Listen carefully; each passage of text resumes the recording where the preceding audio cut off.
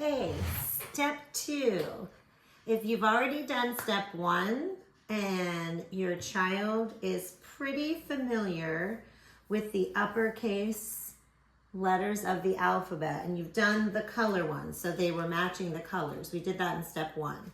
Then you're ready to move on to step 2. If you haven't done that yet, go back, find the other video, and do step 1 first, okay? So step 2 is literally just a confidence building lesson.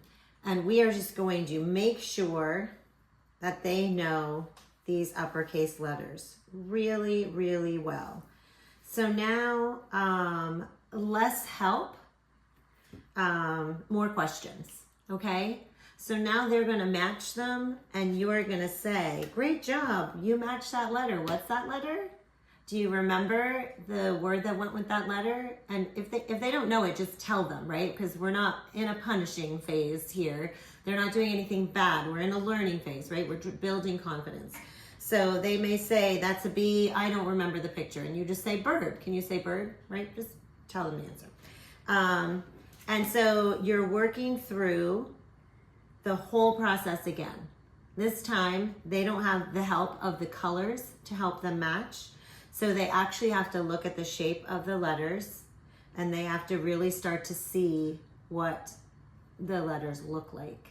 And hopefully they will remember some from the games that you played before, and you're just reviewing and practicing over and over again without the help of the colors.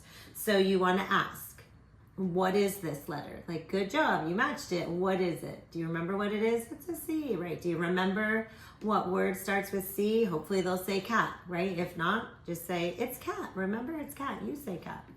So you're just helping them out. We're building them up, okay? So you're gonna match them all up. You're gonna ask the same questions for each one and do this for as long as it takes. Like I said, I don't wanna give a time limit. Maybe your child knows it in 3 days. Maybe they love playing this game so much that they wanna play it 5 times in 1 day and they know it in 2 days. Maybe they don't always wanna play it and they're distracted and they wanna go outside and you play it over the course of, several days. So let them practice. And then same thing with that whole spiral review that I talked about in step 1. Once you get these, you're gonna take away some of these letters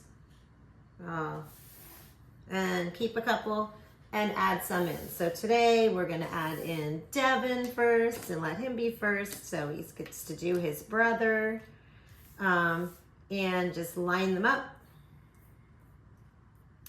and have him match them, and ask the question, what is that letter? Do you remember what that letter is?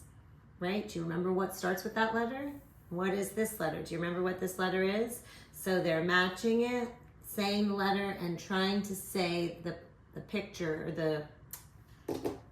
the word that started with that letter, right? But we're not using these yet. I'm just using these so I use the same pictures all the way through. I'm trying to anyway. It doesn't always happen, but that's okay. So again, practice, and once they get them all lined up, if you want to, as just an added review, have them walk through and say the letters like we were in step 1. B, E, N, D, I, V. Point to them, right? So you know which one they're on because you want to see what they know.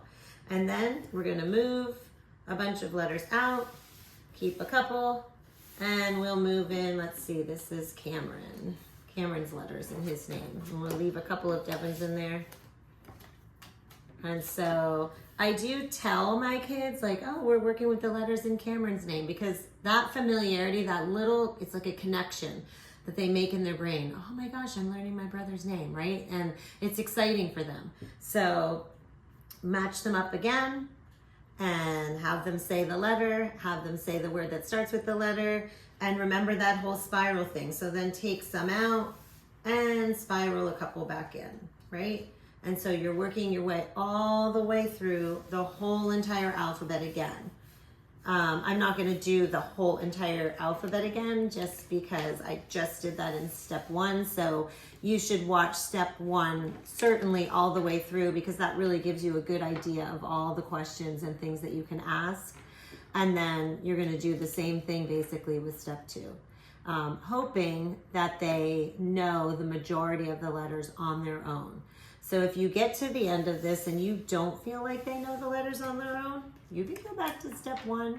There are no rules, right? There are no rules in the classroom. We meet the kids where they are, okay? And all this is doing is giving them that little advantage so that when they come in and they come to the back table with their teacher, maybe they know some of these letters, right? Maybe they know some of the words that these letters start with. That means that they maybe know some of their sounds too.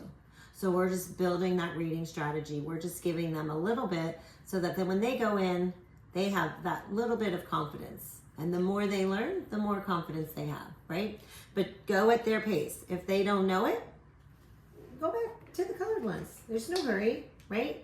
You can do this all summer. You can do it the whole entire year. And knowing that whatever you're doing at home is only helping what the teacher is doing in the classroom. So you're just 5 to 10 minutes, right? And you're focusing on all the uppercase letters. Bring them back in and just have fun with that, okay? So that's step 2. Get those uppercase letters down. You want to know, you want them to know all of them. Okay, end of step 2. See you soon.